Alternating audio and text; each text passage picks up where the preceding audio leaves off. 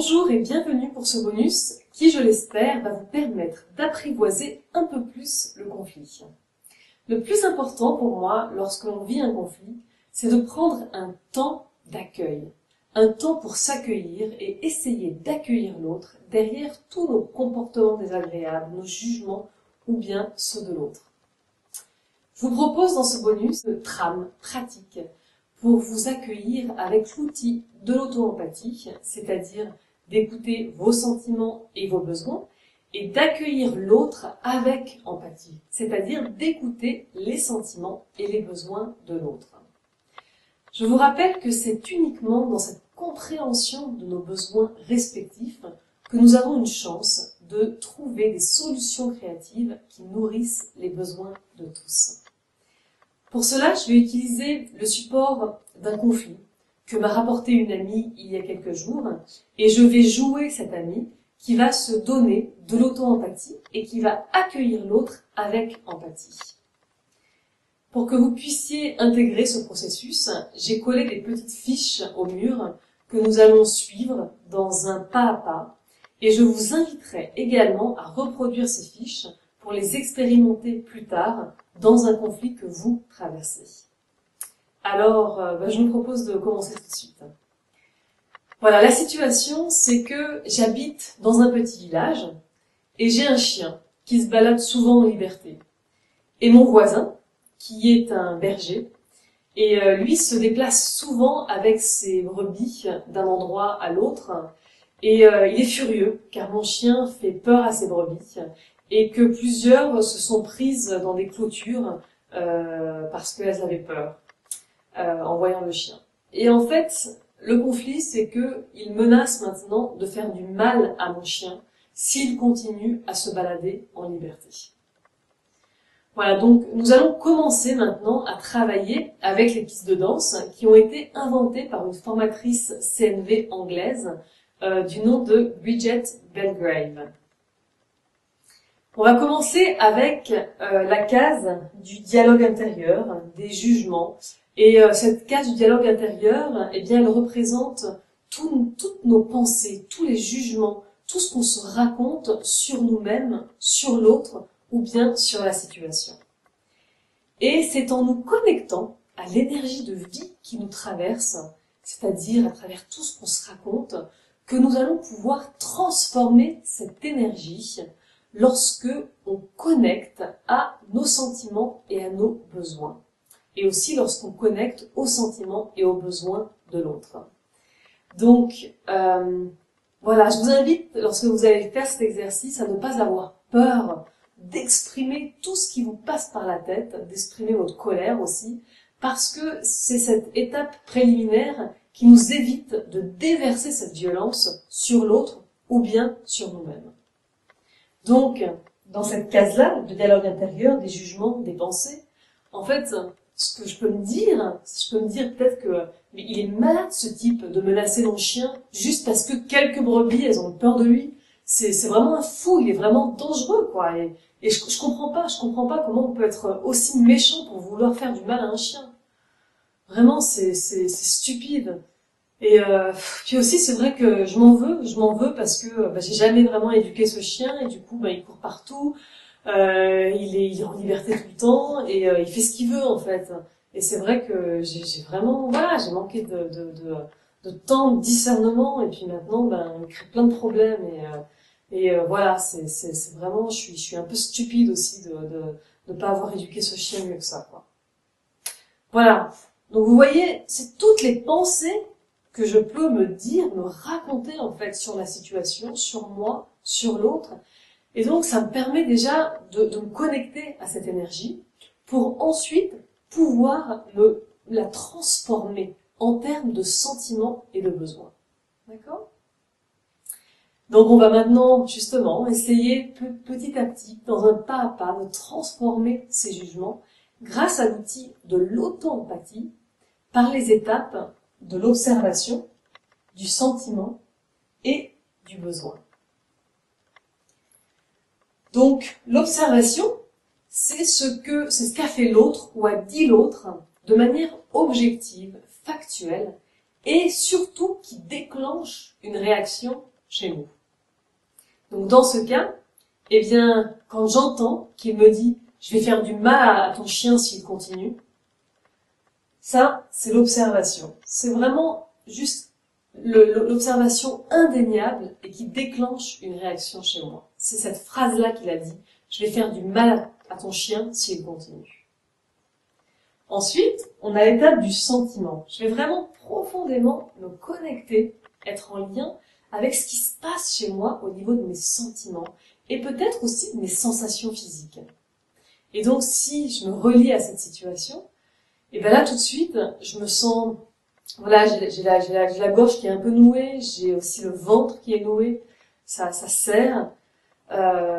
Et en fait, les sentiments derrière, c'est que je me sens effrayée en fait. J'ai peur, j'ai très très peur.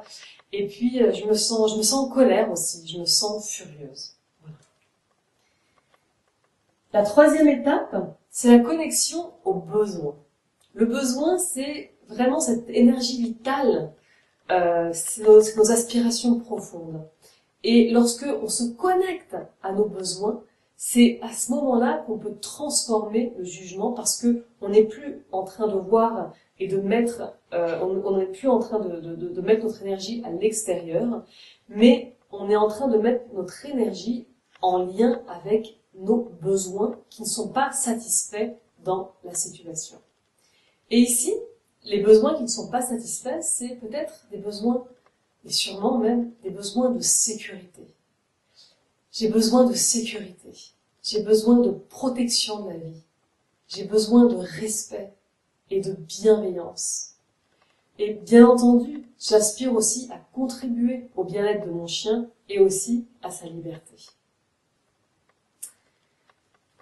Donc, maintenant qu'on a vu l'observation, le sentiment et le besoin, qu'on a pris le temps que j'ai pris le temps de me connecter aux valeurs qui sont importantes pour moi dans la situation, je vais aller voir quels sont les besoins de mon voisin et essayer d'être en lien juste avec cette curiosité, être en lien avec les valeurs qui sont importantes pour lui derrière ses menaces, derrière sa colère.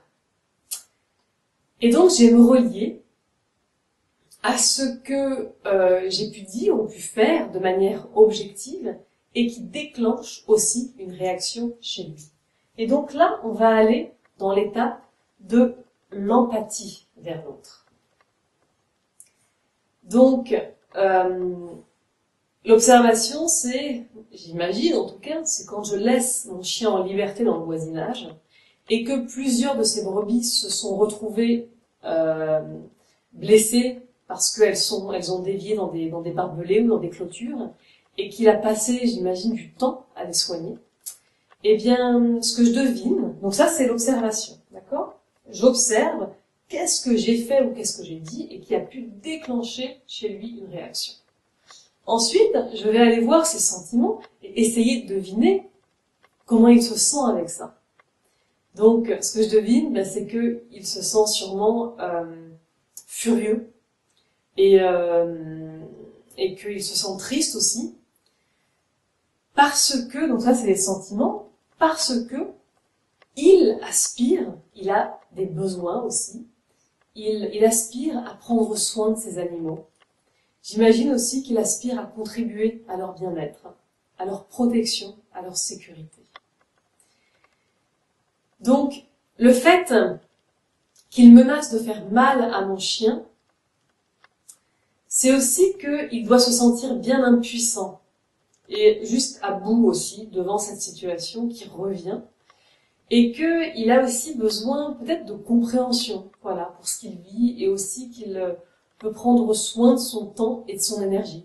Il n'a peut-être pas que ça à faire de soigner ses brebis en fait. Voilà, donc là je peux me connecter, je peux me relier à son humanité. Derrière en fait toutes ces menaces, tous ces jugements, eh bien, ce qu'on va chercher, c'est je vais chercher à me relier, en fait, à son humanité, c'est-à-dire aux besoins qu'il essaye de protéger derrière ses jugements et derrière ses menaces. Et quand je me relie à ça, c'est clair, j'ai les mêmes besoins. Donc, je peux me relier à son humanité. Et lorsque je prends le temps de goûter à ça, de goûter à la beauté de ses besoins, et ben du coup, je peux aussi intégrer, me dire voilà comment je me sens maintenant.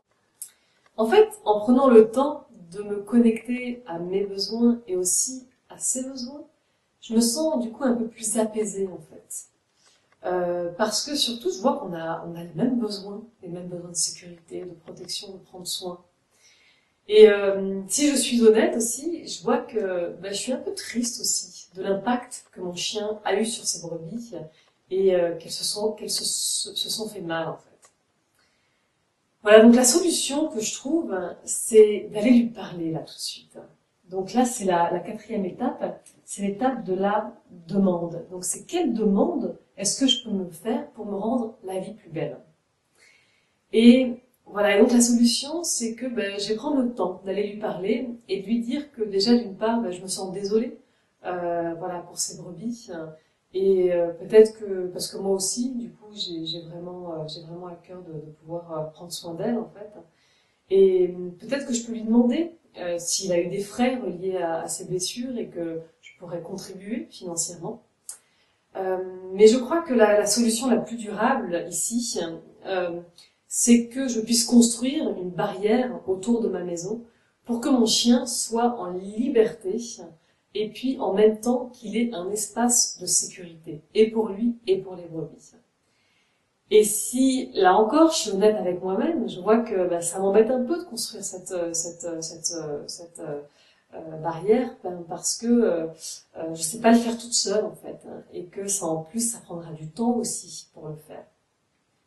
Et donc la demande que je pourrais me faire, c'est soit peut-être voilà, je vois plusieurs solutions créatives du coup qui peuvent nourrir à la fois mes besoins et ses besoins. La première, ce serait peut-être d'aller promener mon chien jusqu'à la forêt, et puis dans la forêt de pouvoir le lâcher une fois sur place pour qu'il goûte à cette liberté, cette valeur que j'affectionne tant. Et aussi, ce serait peut-être d'appeler des amis pour qu'ils m'aident à construire cette barrière, ou pourquoi pas demander à mon voisin s'il voudrait contribuer à la construction de cette barrière, et puis qu'il puisse me soutenir aussi là-dedans. Et donc, ce serait aussi à la fois donc d'aller partager à mon voisin les solutions que je suis en train de mettre en place, et puis en même temps, j'aimerais aussi lui demander est-ce que lui voit des possibilités et d'autres solutions à mettre en place. Comme ça, il peut y avoir une collaboration. La personne voit que, voilà, moi j'ai vraiment envie et à cœur de pouvoir faire évoluer la situation. Et aussi, ce serait de pouvoir consulter la personne et de lui partager mes solutions et aussi de lui demander si lui aurait des solutions. Voilà. Et la dernière chose, c'est peut-être, moi aussi, je suis un petit peu inquiète encore à l'idée de, voilà, j'ai aussi besoin de sécurité et que j'aimerais être rassurée en fait que mon voisin ne fasse pas des choses, voilà, contre mon chien, et que d'ici à ce que la barrière se mette en place, j'aimerais lui demander peut-être un peu d'indulgence et s'il voit que mon chien s'est enfui encore une fois. Voilà, j'aimerais lui demander, voilà, comment il se sent à l'idée en fait que d'ici à ce que la barrière soit construite, comment il se sent à l'idée que mon chien puisse encore une fois, une ou deux fois par exemple, être dehors en liberté s'il s'échappe. Voilà, j'aimerais établir aussi cette qualité de lien, cette qualité de connexion avec lui. Voilà, donc quand je me connecte avec ça, avec toute cette solution, la demande que je me fais à moi-même, la demande aussi que je vais faire à l'autre, je vois qu'il y a quelque chose du coup qui s'est apaisé en fait, parce que du coup je redeviens souveraine de mes actions, je redeviens souveraine de ce que je peux faire par rapport à cette situation, je suis plus victime, et que du coup je vois que ça crée de l'apaisement parce qu'il y a des solutions qui émergent. Et je vous rappelle que le but de la communication non violente, eh bien, c'est de créer une qualité de lien, une qualité de connexion à soi-même et aux autres, Et la manière la plus rapide de créer cette qualité de lien, c'est d'accueillir ses sentiments, c'est d'accueillir ses besoins, et c'est aussi d'accueillir ceux des autres derrière tous les jugements et les comportements par lesquels on se laisse intimider. Je vous propose maintenant de prendre une situation conflictuelle que vous vivez avec quelqu'un, de reproduire ces affiches en les collant par exemple au mur ou en les posant par terre, peut-être d'imprimer la liste des sentiments et des besoins que vous trouverez sur mon site www.dianebaran.fr et de pratiquer toutes ces étapes dans l'intention en fait de transformer le conflit par une compréhension mutuelle des besoins de l'un et de l'autre. Voilà, donc je vous souhaite d'être sincèrement curieux pendant tout ce processus, car eh bien car vous serez peut-être étonné en fait des prises de conscience que vous faites en chemin simplement en identifiant vos besoins et ceux des autres. Voilà, donc je vous souhaite de vous amuser et aussi de voir voilà le conflit comme une opportunité d'évolution, une opportunité de créativité et aussi de respect de la différence. Je vous dis à très bientôt.